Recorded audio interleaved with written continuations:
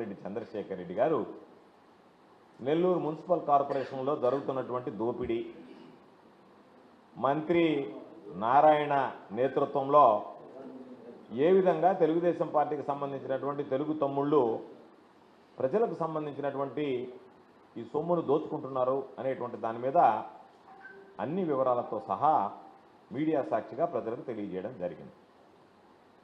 అయితే ఈరోజు ఏ రోజైతే నారాయణ దోపిడీని చంద్రశేఖర్ రెడ్డి బయటపెట్టాడో ఆ రోజు నుంచి జీర్ణించుకోలేక ఎవరెవరినో ఉసుగొలిపి మా మీద రకరకాలైనటువంటి మాటల దాడులు చేయడం, మమ్మల్ని విమర్శించడం, ఆ సబ్జెక్టుని డైవర్ట్ చేసేటువంటి ప్రయత్నం చేయడం జరిగింది. మేము ఈరోజు ఏదైతే చంద్రశేఖర్ రెడ్డి గారు మాట్లాడుతున్నాడో ఆషామాషిగా మాట్లాడటం లేదు, ఆధారాలు ఉన్నాయి కాబట్టి ఆధారాలతో సహా మాట్లాడుతున్నాం.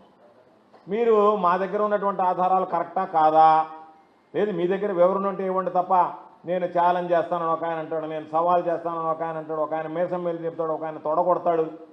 మేము తొడగొట్టడానికి మీసాలు మేలు తిప్పడానికి రాలేదు కదా. మేము అడిగింది ఏంది, ఈరోజు జవాబుదారీగా మంత్రిగా ఉన్నటువంటి వ్యక్తి మీ నేతృత్వంలో మున్సిపల్ కార్పొరేషన్ పరిధిలో దోపిడీ జరుగుతుంది.